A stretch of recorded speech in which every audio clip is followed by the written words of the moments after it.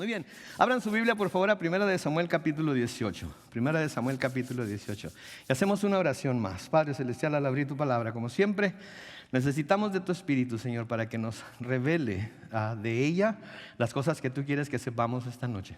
Así es que bendícela, que no vuelva vacía, que alcance a cuanta persona, Señor, nos va a estar aquí con nosotros hoy, cuánta persona nos está viendo en línea ahorita por Facebook, cuántas personas nos van a ver mañana cuando subamos el estudio a YouTube y a Vimeo. Señor, bendice a tu pueblo donde quiera que esté, y si hay alguien que todavía no es parte de tu pueblo, que escucha estos mensajes, Señor, atráelo con lazos de amor por medio de ellos para que se rinda a los pies de Cristo.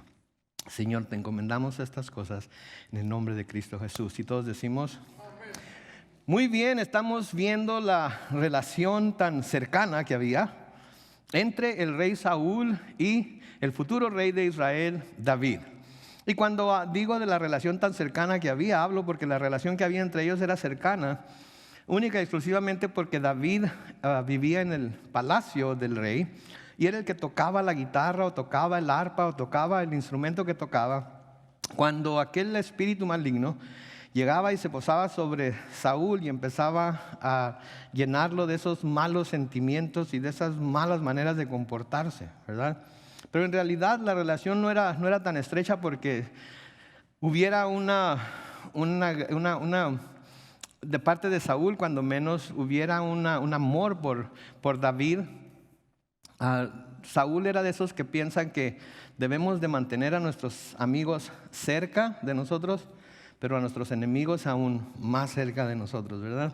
Y él consideraba a David su enemigo, y vamos a ver por qué hoy también. Y la semana pasada vimos cómo Saúl le había prometido a la hija mayor que tenía a David cuando fue y luchó contra Goliat.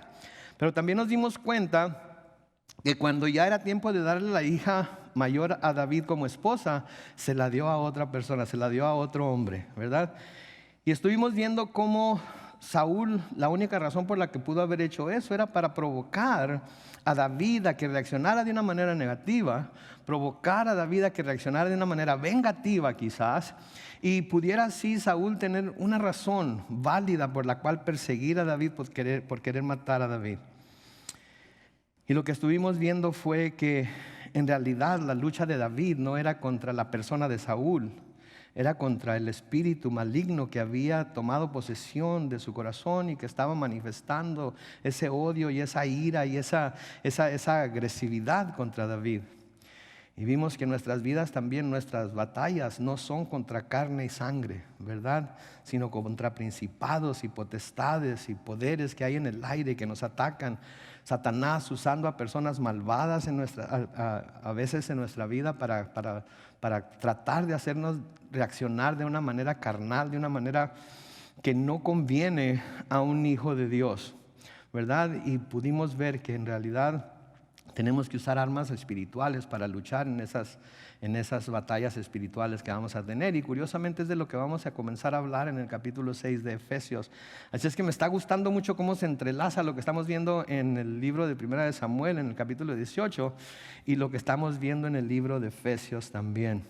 Entonces hoy vamos a llegar al punto en el que nos damos cuenta que Saúl tiene otra hija. Esta es la menor, y esta hija sí se la va a dar a David como esposa. Entonces miren ahí en el capítulo 18 de 1 de Samuel, comenzando con el versículo 20, en donde dice: sin embargo, Mical, la otra hija de Saúl, estaba enamorada de David, y cuando Saúl lo supo, eso le pareció bien. Noten, esta hija Mical era la hija menor, vamos a ver ahorita, estaba enamorada de David, y cuando Saúl se da cuenta de que su hija menor estaba enamorada de David, a él le pareció bien. Pero le pareció bien no por las razones correctas, no porque David era un buen muchacho, no porque David era un adorador de Dios, no porque David era un buen soldado, porque David era un buen líder, no por eso. Vamos a ver que no se trataba de eso, se trataba de que por medio de la hija él quería controlar a David y quería ponerlo en situaciones que lo pusieran en peligro para finalmente acabar con él. De nuevo, como les estaba diciendo, Mical era la hija menor de Saúl. Así que cuando esto sucedió era muy joven, era muy jovencita ella. Y cuando pienso en esto y cómo estaba enamorada de David, me la imagino como a esas jovencitas cuando son atraídas por el cantante famoso, ¿verdad? Por ese cantante tan guapo, por ese cantante que tiene que baila muy bien, que es el paquete completo, ¿verdad? A menudo, no sé si ustedes lo ven, pero hay un programa que se llama American Idol, ¿verdad? Y hacen audiciones y ven a las personas que van a participar y siempre andan buscando el paquete completo, que sean bien parecidos, que sean talentosos, que tengan carisma, etcétera, etcétera, etcétera. Y así me imagino yo aquí a Mical, ¿sí? Como esas jovencitas que se enamoran de ese artista famoso, se enamoran de ese cantante. Recuerden, David era un joven apuesto, David era un joven valiente. Su fama era conocida por todo el pueblo. Recuerden, las jovencitas de Israel andaban cantando: Saúl mató a sus miles, pero David a sus 10,000. Entonces todas las jovencitas estaban pero sí enamoradas de David. Su fama era muy conocida. Pero como vamos a ver más adelante, va a ser evidente que Mical estaba enamorada de todo lo externo que miraba en David. Estaba enamorada de su fama, estaba enamorada de su habilidad para ser un buen soldado, un buen líder, etcétera, etcétera. Porque vamos a ver que en uno de esos momentos en los que David se abandona a la adoración de Dios, Mical lo ve con desdén y con falta de respeto. De hecho, cuando lo ve adorando a Dios así, pero sí, soltándose el pelo, como decimos nosotros, ¿verdad? Lo ve y cuando llega a su casa, David le dice: muy, muy bonito se miraba el rey, ¿verdad? Allá afuera, bailando delante de todas las doncellas, ¿verdad? Y David le dijo: ¿sabes qué? Estaba adorando a Dios. Y si me porté de una manera indigna delante de Dios en mi adoración a Dios, literalmente dice, voy a ser más indigno todavía. Y eso me hace pensar en cómo debe ser nuestra adoración a Dios también. Vamos a hablar más de eso cuando lleguemos a ese punto. Pero eso me hace pensar en cómo debe ser nuestra adoración también. Porque cuando estamos adorando a Dios, debemos abandonarnos a la adoración a Dios. No debemos pensar qué va a pensar nuestro vecino a la derecha o nuestro vecino a la izquierda, o el que está enfrente o el que está atrás, que si canto mal, que si canto bien, que si... ¿Saben qué? Cuando nuestro canto se junta con el canto de los millones y millones de ángeles que están constantemente adorando al Señor, nuestra voz, mala o buena, no importa. Lo que importa es que nuestro corazón está adorando al Señor. La palabra de Dios, el Señor Jesucristo dijo: la hora viene y ya es, cuando los que adoren al Señor deben adorar ¿qué? En espíritu y en verdad. No se puede adorar en espíritu y en verdad cuando está uno así todo constreñido, viendo a ver qué están haciendo los demás, viendo a ver si me están viendo a mí. Les digo algo, todos los que estamos aquí, espero que ese sea el caso. Si no lo es, por favor, cambien su actitud al venir a la iglesia. Pero creo que todos los que estamos aquí para Dios y no los unos para los otros. Creo que todos los que venimos aquí, los que nos damos cita aquí, los que nos damos cita en el domingo, cualquiera persona que se dé cita en cualquier iglesia en donde se adora a Dios en espíritu y verdad, no está ahí para ver a los demás y que los demás los vean a ellos. Están ahí para buscar el rostro de Dios y que Dios los vea a ellos, ¿verdad? Y esa debe ser nuestra actitud cuando venimos a la iglesia. Entonces vamos a ver que Mical no le gustó mucho cuando David expresó su adoración a Dios así, con ese abandono. Vamos a ver también por qué y vamos a estudiarlo más cuando lleguemos. Pero mientras tanto, no era entonces que a Saúl le encantara la idea de que Mical estuviera enamorada de David porque él creía que era un buen muchacho, sino que en la mente de Saúl estaba pasando otra cosa. Noten el versículo 21. Pues pensó, y les recuerdo que estoy leyendo de la Biblia Reina Valera contemporánea porque va a ser un poco diferente a la que ustedes tienen si es la Reina Valera 60. Pues pensó, le voy a dar a Mical.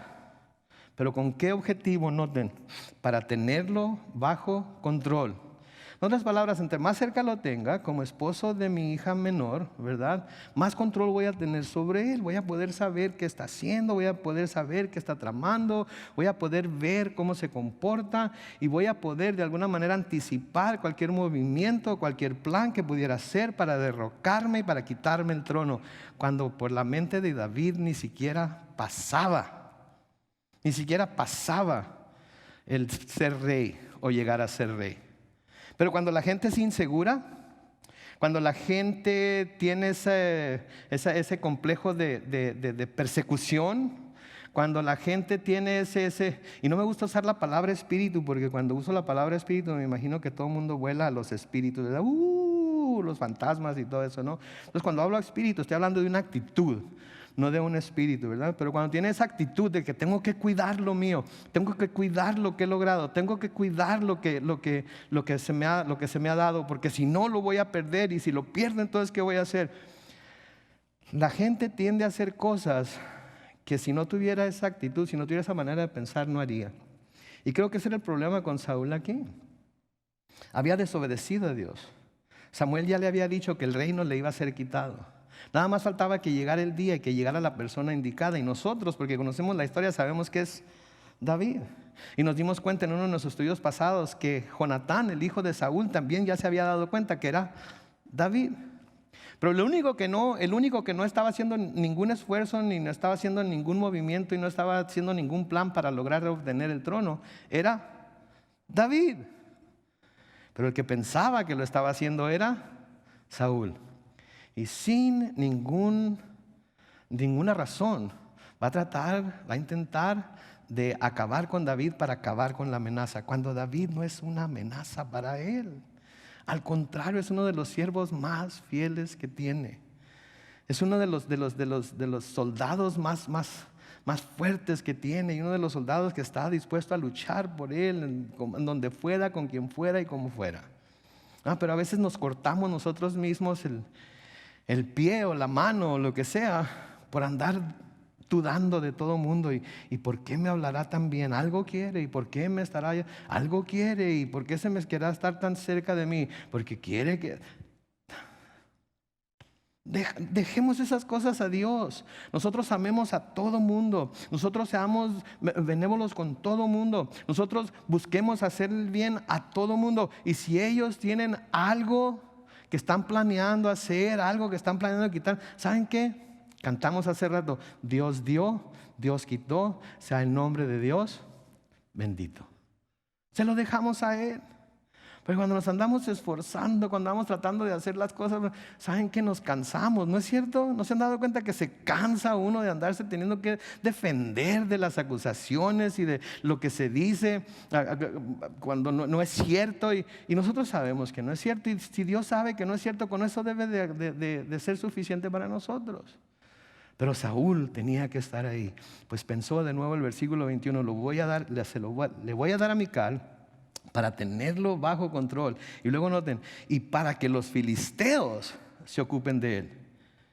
Entonces llamó otra vez a David y le dijo: esta vez sí serás mi yerno. Noten, para que los filisteos, que eran sus enemigos, se ocupen de él. Hay un dicho en el mundo oriental que dice: el enemigo de mi enemigo es mi amigo. El enemigo de mi enemigo es mi amigo. Y aquí Saúl estaba viendo a los filisteos como alguien que podía ayudarle a cumplir con el fin que él tenía, ayudarle a cumplir con los planes que él tenía. Así es que aun cuando eran sus enemigos, estaba dispuesto, por así decirlo, a hacer un trato con el mismo diablo con tal de acabar con David. Cuidado cuando estamos dispuestos a hacer un trato con el mismo diablo con tal de lograr nuestros objetivos. Cuidado de apartarnos de la voluntad de Dios. Cuidado de apartarnos del camino que tan claramente nos traza la palabra de Dios. Y no voy a decir un pacto con el diablo necesariamente, pero un pacto con nuestra propia carne, un pacto con nuestro propio corazón, un pacto con el mundo por lograr lo que nosotros queremos lograr. Porque si no tenemos cuidado, aún como cristianos, podemos llegar a hacer pactos con nuestra carne, con el pecado, con el mundo, para lograr lo que queremos lograr. Y hacer a un lado lo que la palabra de Dios nos dice tan claramente que debemos hacer.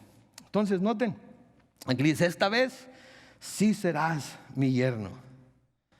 ¿Sí? Ok, ya te engañé una vez. Sí, te dije que te iba a dar a mi hija mayor, no te la di, pero esta vez te prometo que sí te voy a dar a mi hija menor. ¿Verdad? Yo creo que aquí, si fuera yo, si yo fuera David, hubiera dicho, quién sabe. No voy a darlo por hecho hasta que lo vea, porque digo, Saúl le había fallado de una forma tremenda, ¿verdad? Al no darle a su hija mayor. Pero noten aquí la astucia de Saúl. Sus intenciones para con David no eran buenas. Sí, con lo que estaba haciendo no estaba tratando de bendecir a David por todo el servicio que le había dado, por todas las batallas que había luchado por él. Con lo que estaba haciendo estaba tratando de controlar a David y seguía buscando la forma de ponerlo en peligro para que los filisteos lo mataran y no tener que verse él como el malo de la película, como les dije la semana pasada.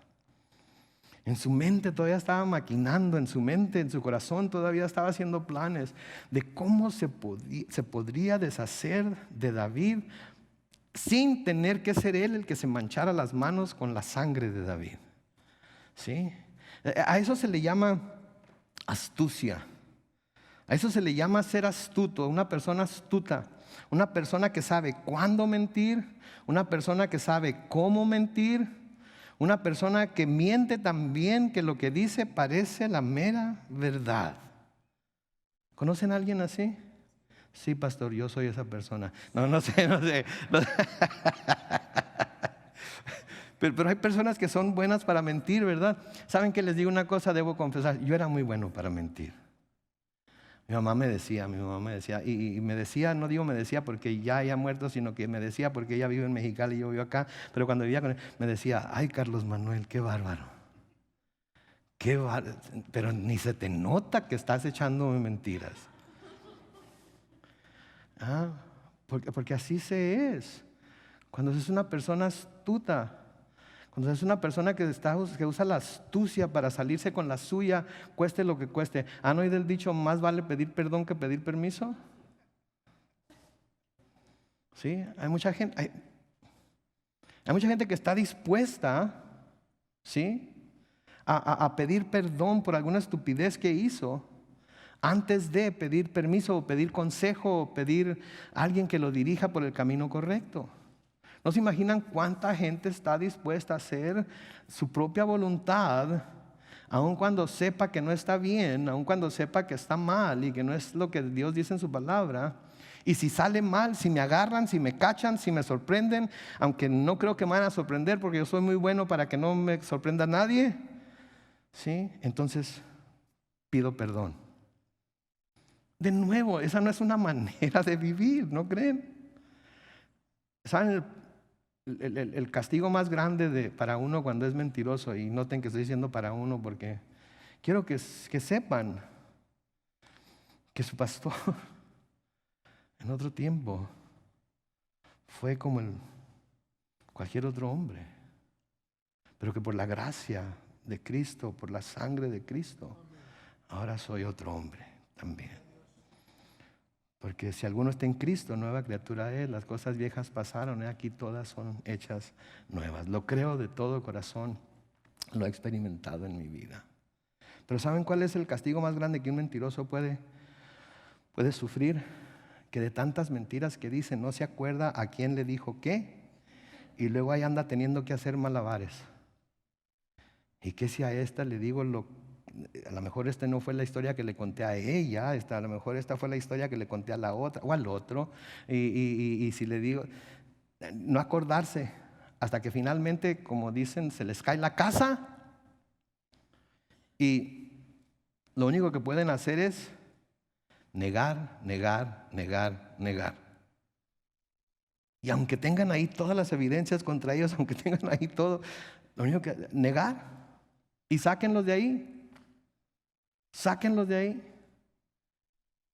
Y desafortunadamente esta es una manera que no, obviamente no honra a Dios, porque Dios nos dice que no demos falso testimonio, y acorta los años de la persona por varios años por la preocupación de ser un día sorprendidos. Entonces, Como dice aquella canción, ¿qué necesidad? ¿Verdad? ¿Para qué meterse en problemas? Mejor hay que decir la verdad siempre, mejor hay que decir lo que pensamos. ¿No? Y saben que lidiamos con ello, lo platicamos, lo discutimos y llegamos a un acuerdo o no. Pero todo tranquilo, ¿verdad?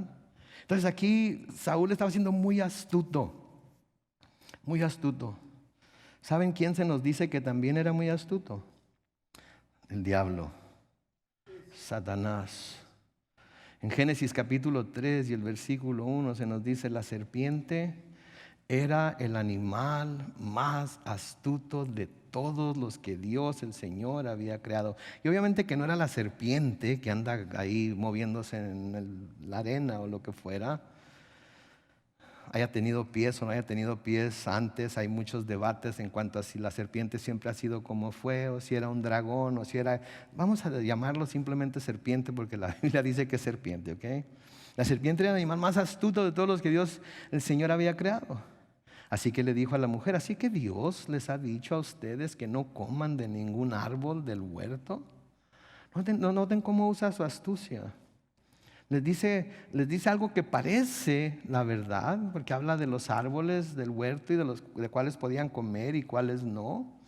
Eso es que Dios les ha dicho. Y claro que sabemos que la contestación de Eva fue la equivocada, ¿verdad? No nos dijo que no comiéramos de todo, simplemente nos dijo que del árbol que estaba en medio del huerto no comiéramos ni lo tocáramos. Eso no es lo que Dios les había dicho, ¿no es cierto? No les dijo que no lo tocaran. Podían haberlo ido a tocar, podían haber examinado el fruto, podían haber bailado alrededor del árbol, podrían haber hecho lo que hubieran querido, menos comer del fruto. Pero ¿cómo fue que la serpiente los tentó? Así es que les dijo que no comieran de todo el árbol. Y engañó a la mujer. Pedro nos dice que engañó a la mujer. Y eso es lo que hace una persona astuta: engaña. Y trata de cubrir las cosas de tal manera que no se sepa lo que es la verdad. También los sacerdotes, los escribas y los ancianos de Israel mostraron esta misma astucia cuando buscaron aprender a Jesús. En Mateo, capítulo 26, los versículos 3 al 5, noten lo que dice ahí.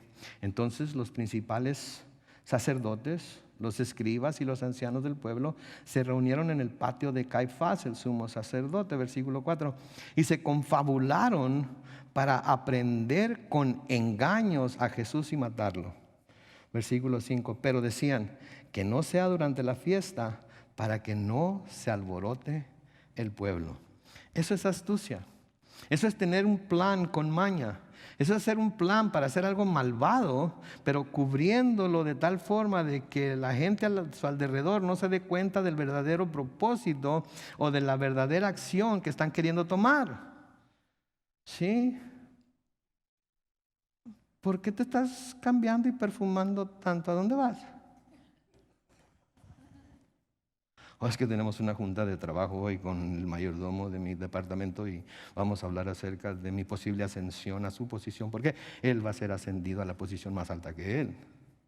No quieres que vaya todo chilapastroso, ¿verdad? No estoy diciendo que no vaya a ser el caso, a lo mejor ese es el caso, nada más estoy usándolo como un ejemplo, ¿ok? Digo, es un ejemplo nada más. Pudiéramos ir del otro lado, ¿verdad? ¿A dónde vas? Voy con las muchachas. ¿Y a dónde van? ¿Y a dónde van? A la iglesia. ¿Y por qué me sacaste todas las tarjetas de crédito de la cartera? Para dar ofrenda. Ya tienen un plan de irse acá al centro comercial del rancho acá, ¿verdad? Del rancho del Rey. Y hay especiales en la Macy's, y hay especiales en la Apple Store, y hay especiales en todas las tiendas. Y ya tienen el plan, pero más vale pedir perdón que pedir permiso, ¿verdad? de cualquier forma está mal. Y esto era lo que estaba haciendo Saúl. Estaba usando la astucia, así como la usó la serpiente. Estaba usando los engaños, así como lo usaron los sacerdotes, los escribas y los ancianos del pueblo. Estaba usando artimañas que el mundo usa para tratar de engañar a la gente. Versículo 22 de 1 de Samuel 18 sigue diciendo: y mandó a sus sirvientes a que en secreto, noten, a que en secreto le dijeran a David: el rey te estima mucho y todos sus servidores te quieren bien. Anímate y acepta ser su reino. Como que David todavía no estaba convencido de que debía ser el reino de Saúl. Parece ser como que David estaba contento de que a la hija mayor se la habían dado a otro, porque él no quería el compromiso de ser el yerno de Saúl. Vamos a ver más adelante, versículo 23. Los sirvientes de Saúl fueron y dijeron esto a David de manera confidencial. Pero David les respondió: ¿ustedes creen que es poca cosa ser el yerno del rey? Si se dan cuenta, yo soy un hombre pobre y de poca estima. Sí, para David era algo serio ser el yerno del rey. Para David era algo serio llegar a ser familia del rey. Había ciertas cosas que el varón que se casaba con una mujer tenía que hacer para poder obtener el permiso de sus padres para casarse con ella. Una de ellas es tener un dote que darle a la mujer. Vamos a ver más adelante. Sí, pero noten cómo los siervos de Saúl iban en secreto. ¿Por qué no le decían a los cuatro vientos? ¿Por qué no lo hablaban abiertamente de que Saúl quería que David fuera su yerno y que se casara con su hija menor, Mical? Sí, iban y le decían todo de manera confidencial. Se oye muy oficial. Le dijeron de manera confidencial: no le vayas a decir a nadie, pero el rey quiere que tú seas su yerno. Y aquí vemos otra vez ese corazón de humildad de David diciendo: ¿qué creen que para mí es poca cosa ser el yerno del rey? ¿Qué creen que para mí es como si no fuera nada? ¿Que no se dan cuenta que soy un hombre pobre y de poca estima? ¿Sí? ¿Que no se dan cuenta? Noten el espíritu o actitud tan diferente de David a Saúl del que tenía Saúl hacia David. Él no quería causarle un daño a Saúl. Él no quería que la gente dijera: uy, qué bárbaro, ¿cómo permitiría Saúl que su hija Mical se casara con este David? Si es un pastorcillo, su familia no tiene absolutamente nada. ¿Qué se le metería al rey en la cabeza? David se preocupaba por eso. David se preocupaba que era un hombre pobre, que era un hombre humilde. David se preocupaba que no tenía lo que él veía que se necesitaba tener. Y era un hombre prudente, era un hombre sencillo. No andaba con rodeos. Decía las cosas como eran. Prudente y sencillo. Señor Jesucristo les dijo a sus discípulos que eso era lo que ellos tenían que ser también. En Mateo capítulo 10 y el versículo 16 les dice: tengan ustedes en cuenta que los estoy enviando como ovejas en medio de lobos. Así que afílense las garras, afílense los colmillos, ármense hasta los dientes, para que cuando estos lobos los ataquen, ustedes puedan agarrarlos y destajarlos y mandarlos al infierno a todos. ¿Eso fue lo que les dijo? No, les dijo: los mando como ovejas en medio de lobos. Así que sean prudentes como serpientes y sencillos como palomas. Saben que todo el mundo le tiene miedo a las serpientes, pero saben que las serpientes nunca andan buscando pleito. Las serpientes nunca andan buscando pleito. Las serpientes salen cuando el sol está arriba, porque son de sangre fría, y se ponen sobre una piedra y se ponen a solearse ahí bien tranquilas. Y que nadie las moleste. Ellas quieren nada más recibir el calor del sol y estar ahí bronceándose, ¿verdad? Pero luego llega el hombre y le empieza a ver si es cierto, a ver, ¿verdad? Y le empieza a molestar. O pasa un caballo y la asusta, y ¿qué hace? Brinca la serpiente. Pero la serpiente siempre trata de escabullirse y no buscar pleitos. ¿Sabían ustedes eso? Pero si le buscan, ¿qué sucede? Le encuentran. le encuentran. Entonces sean tan prudentes como las serpientes y tan sencillos como palomas. No busquen ofender a nadie. Si se ofenden por lo que van a decir, se van a ofender, pero no lo hagan con intención de ofender. No vayan y busquen pleitos. Ustedes ocúpense de lo suyo. ¿Sí? Y eso parecía ser lo que David, era el corazón que David tenía. Era prudente, no se metía en broncas que no tenía que meterse y era manso. Vamos a ver a través de todo el tiempo que Saúl lo anduvo persiguiendo, que siempre fue una persona muy mansa. Y David, una vez más, respondiendo con humildad y sensatez a las provocaciones de Saúl, dice, pero ¿qué no se dan cuenta de lo que significa para mí ser el yerno del rey? ¿Sí? Y saben que esta es una de las características que vemos en muchas de las personas que Dios usa para hacer grandes hazañas. ¿Sí? La humildad, la prudencia. Sí, el control, el dominio propio, aun cuando están en situaciones muy difíciles, peligrosas, aun cuando están en situaciones en las que están siendo atacados, aun cuando están en situaciones en las que están siendo afligidos por cosas que no hicieron, por falsos que se han levantado. Esa es la clase de personas que Dios usa para hacer grandes hazañas. ¿Sí? Lo vemos, por ejemplo, en Abraham. En Abraham vemos esta actitud. Si ustedes se acuerdan, cuando el Señor descendió del cielo y fue a decirle lo que iba a hacer en Sodoma y Gomorra, una de las cosas que le habló fue de que cuando volviera él en un año, él iba a tener un hijo, etcétera, etcétera. ¿Sí? Y cuando iban hacia Sodoma y Gomorra, Abraham constantemente le estaba preguntando, no se vaya a ofender mi Señor, pero quiero preguntar, y estoy parafraseando, no se vaya a ofender mi Señor, pero quisiera saber si esto o aquello. Y en una de esas veces Abraham le dice al Señor en Génesis 18:27, dice, Abraham replicó y dijo, aquí estoy ahora, atreviéndome a hablar con mi Señor, aunque solo soy polvo y ceniza. Aunque solo soy polvo y ceniza. ¿Cuántos de los que estamos aquí somos polvo y ceniza? Quizás no lo seamos ahorita, pero lo vamos a hacer un día si el Señor retrasa su venida, ¿verdad? Entonces todos en realidad, lo que somos al final de cuentas es polvo y ceniza. Pero curioso que este polvo y ceniza tenga la habilidad para tener una relación personal con el Dios del universo. Curioso que este polvo y ceniza pueda llamar Padre al Dios creador de todo lo que conocemos. Curioso que podamos llamar amigo al Hijo de Dios que vino y entregó su vida por nosotros. Curioso. Y eso debe de llenar nuestro corazón de humildad. Que el Dios del universo haya visto hacia donde estábamos nosotros y aun cuando éramos polvo y ceniza decidió sacarnos de donde estábamos y ponernos sobre la roca que es Jesucristo. Sí, eso debe de llenarnos de asombro y eso debe de llenarnos de humildad. Sí, especialmente al caminar por este mundo tratando de llevar el mensaje del Evangelio a todo el mundo.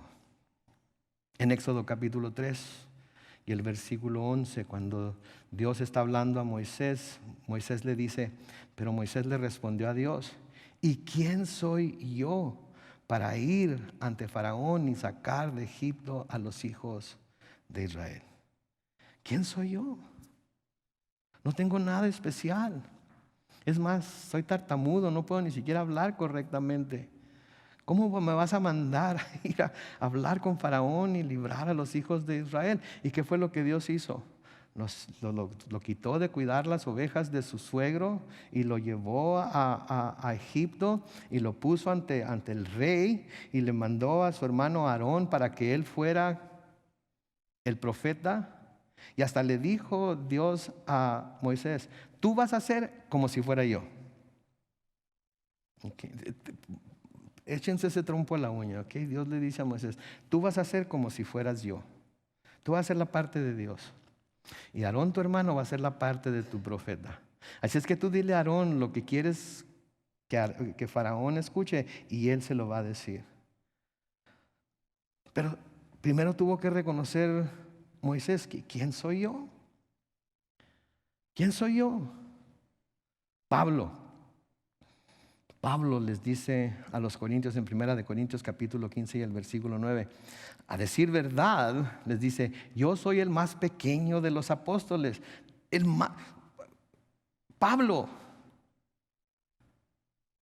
el que escribió la carta de Efesios, Filipenses, 1, 2 de Corintios, 1, 2 de Tesalonicenses, Colosenses, muchos creen que escribió la carta a los Hebreos también.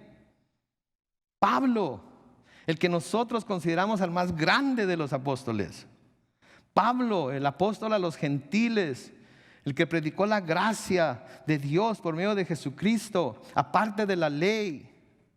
Pablo, el que escribió la carta de Romanos, una de las cartas más llenas de teología y del estudio de Dios y del plan de Dios. Pablo diciendo de sí mismo, yo soy el más pequeño de los apóstoles. Y no soy digno de ser llamado apóstol porque perseguía la iglesia de Dios. Qué contraste con los apóstoles de ahora, ¿verdad? Qué contraste con los apóstoles que ahora vemos en algunos canales de televisión, enlace. ¿Verdad? ¿Qué contraste con esos apóstoles que llegan con su tarjeta, ¿verdad? De apóstol. Y yo soy el apóstol fulano de tal. Que van a bendecir al pueblo de Dios. Siempre y cuando el pueblo de Dios los bendiga a ellos primero con una ofrenda de tal o cual cantidad, ¿verdad? ¡Qué contraste! ¡Qué contraste! El Señor Jesucristo mismo, que dice el Hijo del Hombre no vino para ser servido, sino ¿para qué? Para servir y para dar su vida en rescate por muchos. ¡Qué contraste! Y vemos esa misma actitud en David aquí. ¿Quién soy yo? Para ser el yerno del rey. Ni yo ni mi familia tenemos nada. Pablo les dice a los romanos en Romanos 12 y el versículo 3. Por la gracia que me es dada, digo a cada uno de ustedes, que no tenga más alto concepto de sí que el que debe tener, sino que piense de sí con sensatez, según la medida de fe que Dios repartió a cada uno. Debemos de pensar de nosotros con sensatez. No soy nada. Soy un siervo inútil que está haciendo lo que Dios le encomendó que hiciera, y cuando termine la obra que Dios me ha dado para hacer aquí en la tierra, me va a llamar a su presencia y voy a estar con Él por toda la eternidad. Y no hay más recompensa que yo busque, no hay más recompensa que yo quiera. Simplemente quiero hacer lo que Él me ha mandado hacer. Qué actitud tan diferente. O sea, los que venden el evangelio, no sé si han oído que Benny Hinn acaba de renunciar al evangelio de la prosperidad. Acaba de decir que no más va a pedir ofrendas de $1,000 con tal de que pudiera concedérsele un milagro a la persona que los está dando. ¿Sí? Entonces el evangelio de la prosperidad está cayendo por los suelos. ¿Por qué? Porque no es el evangelio de Jesucristo. Es el evangelio del dinero. Entonces nadie piense de sí mismo, nadie tenga de sí mismo más alto concepto del que debe tener. Piensen de sí mismos con sensatez, según la medida de fe que Dios repartió a cada uno. Y ¿saben qué? Nuestra fe a veces es grande, ¿no es cierto? A veces tenemos fe para orar y pedir y cambiar y pedirle a Dios y la usamos. Pero a veces, si somos honestos, nuestra fe se debilita, ¿verdad? A veces las situaciones, las pruebas, las aflicciones, las cargas, nuestra fe, queremos mantenerla fuerte, queremos mantenerla en un nivel alto, pero ay Señor. Y es cuando, como Pablo, le pedimos al Señor que nos ayude con ese aguijón que traemos en la carne, y el Señor nos dice, bástate mi gracia. Bástate mi gracia. Y luego, como Pablo, nos gloriamos más bien en nuestras debilidades y en nuestras aflicciones y todo lo demás, porque cuando somos débiles es cuando somos verdaderamente ¿qué? Fuertes, ¿verdad? Por Cristo. Versículo 24, noten, sigue diciendo, cuando los sirvientes le dijeron a Saúl lo que había dicho David, Saúl respondió, díganle a David que no se preocupe por la dote, que solo quiero 100 prepucios de filisteos. Eso será el dote y mi venganza sobre mis enemigos. Pero lo que Saúl quería era que David cayera en poder de los filisteos. Noten la mente tan torcida de Saúl aquí. El dote era una aportación económica del novio, la familia del novio, a los padres de la novia, por si acaso la novia quedaba viuda o él encontraba alguna falta en ella y se divorciaba de ella. Este dote era lo que iba a servir para que ella se mantuviera de ello, para que no fuera una carga para sus padres. Entonces, normalmente esto consistía en bienes materiales.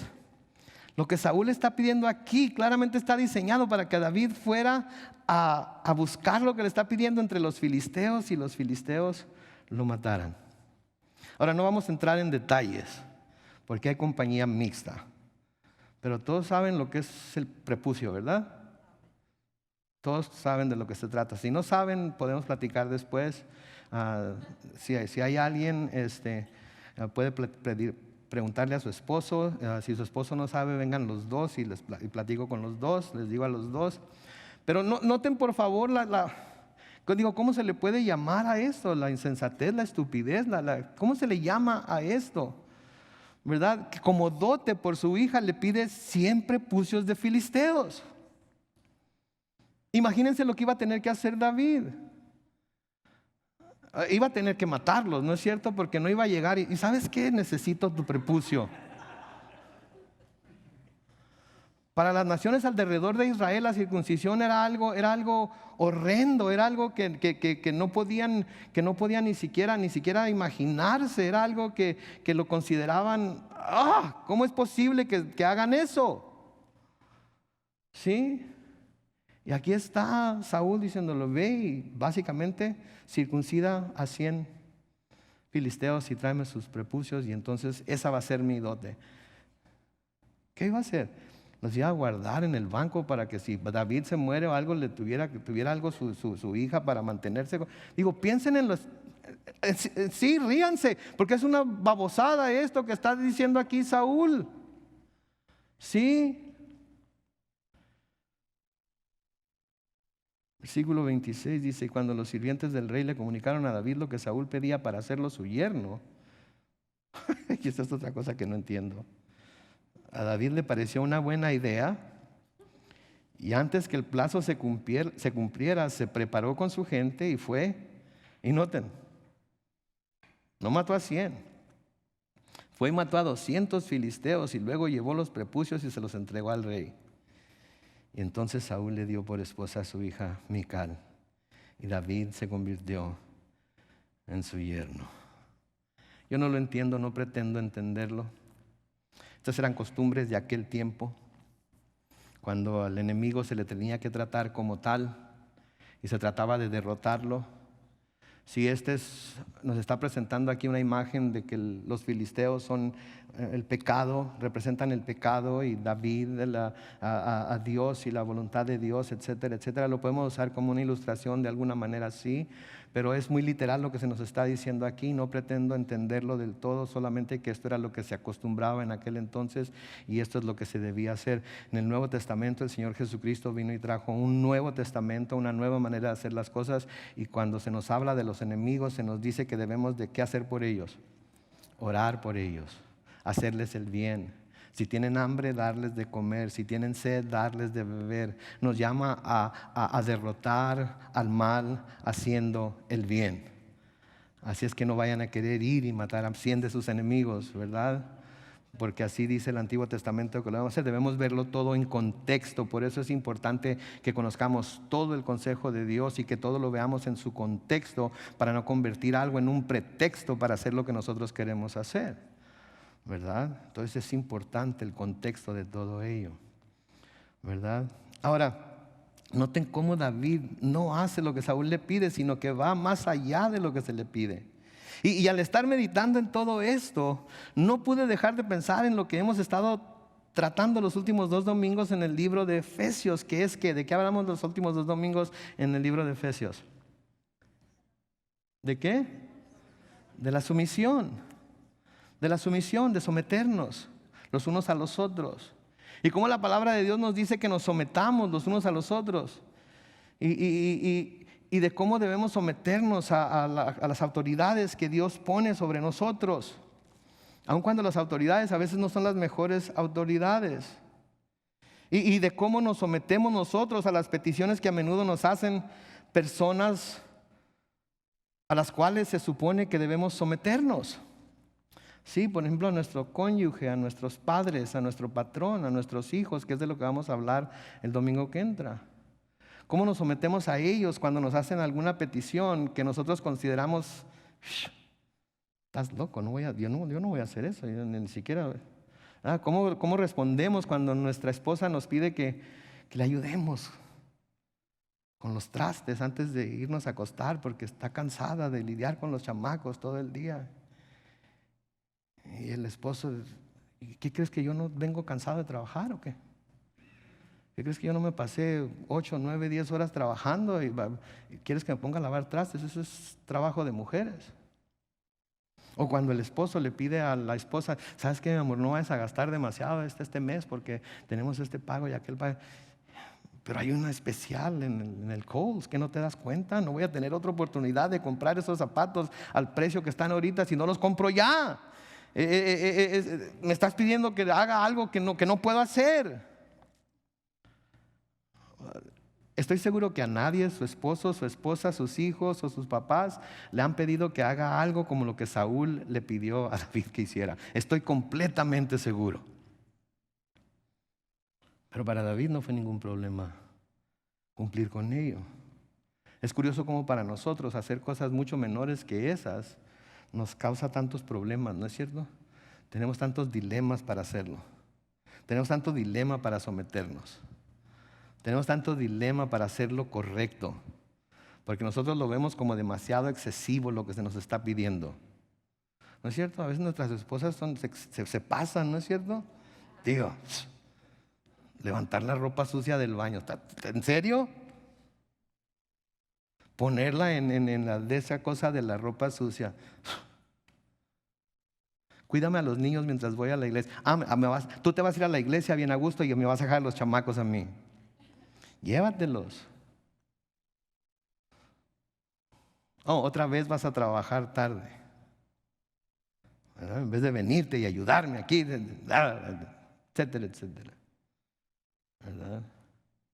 Y a pesar de que sus peticiones no son tan descabelladas como lo que está haciendo aquí Saúl, ¿sí? Yo le digo a mis hijos, esto es lo que les digo a mis hijos, ¿saben que especialmente ahorita que está enferma mi esposa, les digo, ¿saben que cuando coman, usan un traste, inmediatamente lávenlo, séquenlo y guárdenlo, y así no se acumulan trastes en el zinc, ¿verdad? Ay,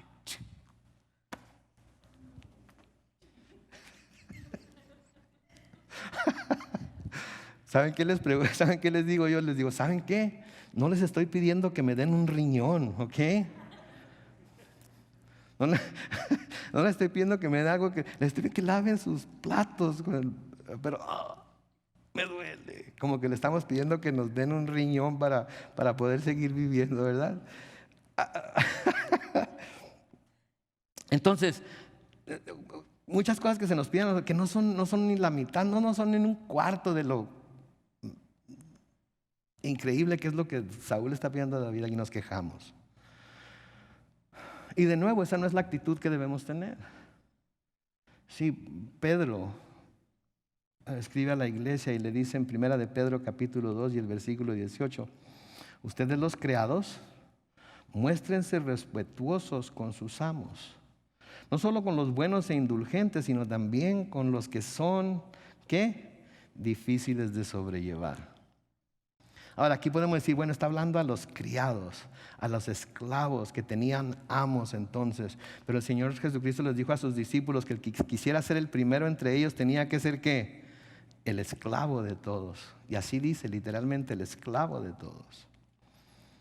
Entonces, si nosotros vamos a cumplir con nuestro mandato en el trabajo, en la casa, en la iglesia, donde quiera que estemos, vamos a ser siervos. Vamos a ser criados. Y si vamos a ser criados, debemos mostrarnos respetuosos con aquellos que Dios ha puesto como autoridad sobre nosotros. Y no solo con los que son buenos e indulgentes, sino también con los que son difíciles de sobrellevar. No levanten la mano, pero ¿cuántos tienen cónyuges que de vez en cuando son difíciles de sobrellevar? No levanten la mano. o padres que son difíciles de sobrellevar, o hijos que son difíciles de sobrellevar, patrones que son difíciles. Todos tenemos ese tipo de gente en algún aspecto de nuestra vida. Si son puestos en autoridad sobre nosotros por Dios, ¿qué debemos hacer de acuerdo a lo que las Escrituras dicen? Mostrarnos respetuosos con ellos. Es difícil, yo sé, pero acuérdense que estábamos diciendo el domingo acerca de someternos. No nos estamos sometiendo a ellos, nos estamos sometiendo ¿a quién? A Cristo. Colosenses capítulo 3 y el versículo 17 dice lo siguiente: y todo lo que hagan, ya sea de palabra o de hecho, háganlo en el nombre del Señor Jesús, dando gracias a Dios el Padre por medio de Él. ¿Cuánto de lo que hagan? Todo lo que hagan. De palabra o de hecho, háganlo en el nombre del Señor Jesús, dando gracias a Dios el Padre por medio de Él. Ahí mismo en Colosenses 3 nos brincamos al versículo 22 y hasta el 24 y dice: ustedes los siervos, lo cual todos nosotros debemos de ser, obedezcan en todo a sus amos terrenales, no solo cuando los ven como si quisieran agradar a sus semejantes, sino con sinceridad de corazón. ¿Por qué? Por temor a Dios. Versículo 23. Y todo lo que hagan, háganlo de corazón como para el Señor y no como para la gente, porque ya saben que el Señor les dará la herencia como recompensa, pues ustedes sirven a Cristo el Señor. Todo lo que hacemos por nuestras cónyuges, todo lo que hacemos por nuestros hijos, todo lo que hacemos en nuestro trabajo, lo estamos haciendo como cristianos, como servicio a nuestro Señor. Y Él es el que nos va a recompensar, y nos va a recompensar más de lo que nuestros cónyuges nos pudieran recompensar, más de lo que nuestros hijos nos pudieran recompensar, más de lo que nuestros patrones nos pudieran recompensar, porque de Él es la tierra y toda su plenitud, y de sus riquezas que tiene en el cielo Él nos da a cada uno de nosotros lo que necesitamos. Y al final de nuestra vida, si es que Él retrasa su venida, nos da vida con Él en gloria. Entonces, mientras estamos aquí en la tierra, debemos de servir con gozo, debemos de servir con ganas, debemos de servir a quien nos pida que le sirvamos, porque estamos haciéndolo para el Señor Jesús. El hecho de que David tenga el éxito que tiene, hace que Saúl se dé cuenta de que la única manera que esto puede ser es si Dios está con él. Imagínense. Saúl le pidió 100 porque ha de haber dicho: con esos tiene, ¿verdad? En cuanto, digo, entre alguno de los primeros 10 le va a dar matarile, pero le trae 200. Y para David eso era evidencia de que el Señor estaba con él. Noten el versículo 28. Pero al ver Saúl, noten que el Señor ayudaba a David y que su hija Mical lo amaba, tuvo más temor de David y se convirtió en su peor enemigo. Versículo 30 dice: y cada vez que los jefes de los filisteos luchaban contra los israelitas, David obtenía más victorias que todos los oficiales de Saúl, por lo que su fama fue en aumento. ¿Se oían? Saúl trataba de aplastar a David como cucaracha, ¿y qué pasaba? David se levantaba con la fuerza del Señor y se crecía más, se hacía más grande. Aun cuando decidía humillarse, era levantado por Dios. Por eso la palabra de Dios nos dice que nos humillemos bajo la mano poderosa de Dios, y Él nos exaltará cuando sea tiempo. ¿Queremos ser exaltados? Entonces, ¿qué hay que hacer primero? Humillarnos. Pero es difícil. Es difícil. ¿Sí? Saúl se dio cuenta entonces que no importaba cómo quisiera hacerle daño a David, nada parecía funcionar. Es como con José, ¿no? Los hermanos lo vendían, y luego los que lo vendieron, y luego lo metieron a la cárcel, pero constantemente, por ser el mejor siervo, por ser el más humilde, por siempre darse a hacer lo que Dios lo ponía a hacer en donde lo pusiera, ¿qué iba pasando? Iba subiendo, hasta que llegó a ser el segundo en todo el reino de Egipto, y Faraón dejó todo en sus manos para que lo administrara. ¿Verdad? Es el mismo espíritu que vemos aquí en David. Es lo mismo que vemos en el Señor Jesucristo, ¿no es cierto? que siendo igual a Dios, o que no escatimó el ser igual a Dios como cosa a que aferrarse, sino que se despojó de sí mismo y se hizo siervo. Y estando en forma de siervo, se sometió hasta la muerte, y muerte de cruz. ¿Cuántos cristianos hay aquí? Quiero pensar que todos somos cristianos. Si somos cristianos, noten que en el nombre de cristianos está el nombre de Cristo ahí escondido. Por eso nos llama cristianos, porque somos como Cristo. Pero eso no puede afirmarse, tiene que hacer en forma de pregunta. ¿Somos como Cristo? Porque si somos como Cristo, vamos a ser como José. Si somos como Cristo, vamos a ser como David. Si somos como Cristo, vamos a ser como Abraham. Si somos como Cristo, vamos a ser como fue Moisés. Si somos como Cristo, vamos a ser como el más humilde de los siervos, que estamos aquí únicamente para cumplir con su voluntad en todo aspecto de nuestra vida. Y mientras el grupo de alabanza pasa al frente una vez más, cerramos con este versículo que todos conocen, estoy seguro, y se acuerdan de él. Romanos 8:28, que nos dice lo siguiente: ahora bien, sabemos que Dios dispone todas las cosas para el bien de los que le aman, es decir, de los que Él ha llamado de acuerdo a su propósito. Romanos 8:28 de nuevo, Reina Valera contemporánea dice: ahora bien, sabemos que Dios dispone todas las cosas para el bien de los que lo aman, es decir, de los que Él ha llamado de acuerdo a su propósito. ¿Cuántas personas aman al Señor aquí ahorita? Levanten su mano, todas las personas que aman a Dios aquí ahorita. Entonces, si ustedes aman a Dios, ¿sí?, Él ha dispuesto que todas las cosas que estén pasando en su vida ahorita sean para su bien, aunque no se sienta como eso, aunque no parezca que ese es el caso, son para su bien. Y la pregunta es, ¿lo creemos o no lo creemos? Porque si lo creemos, lo vamos a recibir, lo vamos a abrazar, lo vamos a aceptar. Y vamos a decir: Señor, si es posible, haz que pase de mí esta copa, pero no se haga mi voluntad, sino la tuya, porque sé que es para bien. Amén. Oremos.